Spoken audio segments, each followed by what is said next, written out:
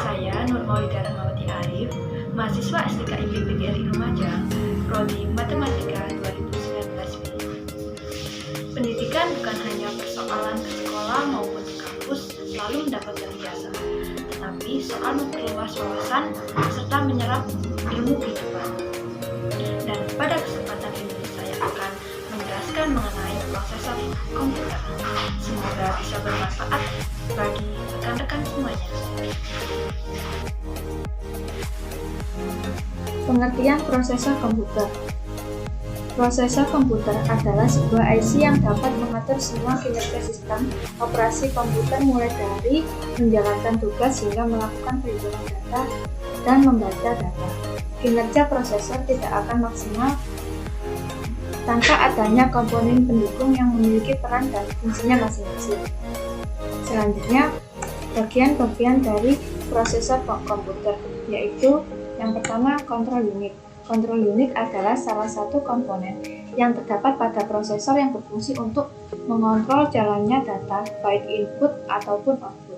Melalui kontrol unit ini, perhitungan data serta perintah dapat dijalankan dengan teratur dan tidak kontrol. Yang kedua yaitu Arithmetic Logical Unit. Arithmetic Logical Unit atau ALU adalah bagian dari prosesor yang berfungsi dalam membantu kinerja prosesor dengan menjalankan banyak perintah dasar melalui instruksi pemrograman seperti perhitungan aritmatika, yaitu penjumlahan, pengurangan, kalian, dan lain sebagainya, serta perintah logis atau AND, UR, NUT, hingga pelaksanaan pemrograman. Yang ketiga yaitu register unit. Register unit adalah komponen prosesor yang berperan sebagai perangkat penyimpanan dengan kecepatan proses yang lebih cepat dan memori utama. Melalui register unit, inilah alamat register data yang sudah diolah oleh Arithmetic Logical Unit dan unit kontrol disimpan ke prosesor sebelum diolah kembali. Jenis-jenis prosesor komputer yaitu Intel Processor yang terdiri dari 4004 mikroprosesor hingga ke Intel Core i9-900T. Selanjutnya, Graphics Processor. Beberapa variannya yaitu ADM Adon 2X2240 spek 2,8 GHz 2x1024KB hingga ke ADM Phenom 2X61100T GK spek 3,3 GHz 6x512,6KB. Yang selanjutnya yaitu IBM Processor. Varian beberapa produk prosesor dari IBM yaitu 8008, 8080, 8088 atau 8086X, 286, 80368TX, IBM 486S LC2, dan Platinum Classic, Platinum Pro, Platinum 2 Excel, IBM Power 4, IBM Power 5, IBM Power 6, dan IBM Power 7. Yang selanjutnya yaitu Cyrix Processor. Beberapa varian dari Cyrix yaitu Cyrix FlashMate, Cyrix 486SLC, dan Cyrix 486DLC, Cyrix 8x86, Cyrix 8x86M1, Cyrix M2, Cyrix Media GX, Cyrix M2 433GB. Apple Processor. Beberapa varian dari Apple yaitu Apple 1, Apple 2, Apple DUS, Apple Pascal, Apple GPM, Apple SUS, Apple Pro DUS, Apple CITOS. Dan yang selanjutnya yaitu IDT Processor. Beberapa varian dari produk IDT yaitu WinChip J6, WinChip 2, WinChip 2A, WinChip 2B, WinChip 3. Sejarah perkembangan prosesor yaitu prosesor generasi pertama yaitu 8088 dan 8086. Prosesor 8086 pada tahun 1978 merupakan CPU 16 bit Pertama, Intel yang menggunakan sistem 16 bit, tetapi perangkat keras 16 bit seperti motherboard saat ini terlalu mahal, di mana komputer mikro 8 bit merupakan standar. Pada tahun 1979, Intel merancang ulang CPU sehingga sesuai dengan perangkat keras 8 bit yang ada. PC pertama pada tahun 1981 mempunyai CPU 8088 ini merupakan CPU 16 bit.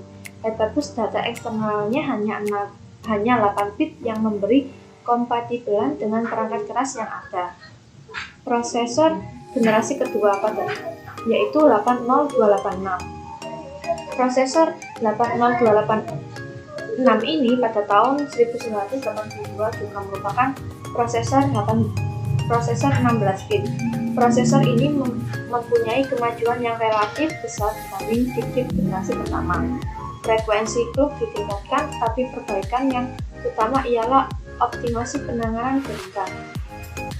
8028 ini menghasilkan kinerja lebih baik tiap tick clock daripada 8088 atau 8086. Pada kecepatan awal 6 MHz berunjuk kerja 4 kali lebih baik dari 8086 pada 4,77 MHz. Belakangan diperkenalkan dengan kecepatan clock 8,10 dan 12 MHz yang digunakan pada IBM PC-AT pada tahun 1948. Prosesor generasi ketiga yaitu DX386 diluncurkan pada tanggal 17 Oktober, merupakan CPU 32 bit pertama. 286 yang bagus bekerja secepat 386XX pertama walaupun menerapkan metode 32 bit.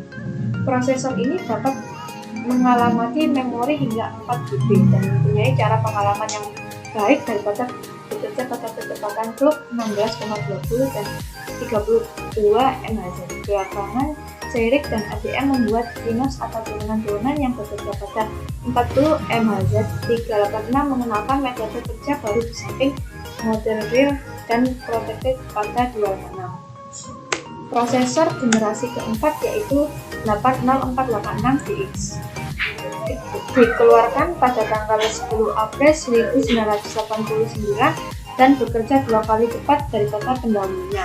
Hal ini dapat terjadi karena penanganan perintah-perintah x86 yang lebih cepat, lebih-lebih pada model RISC.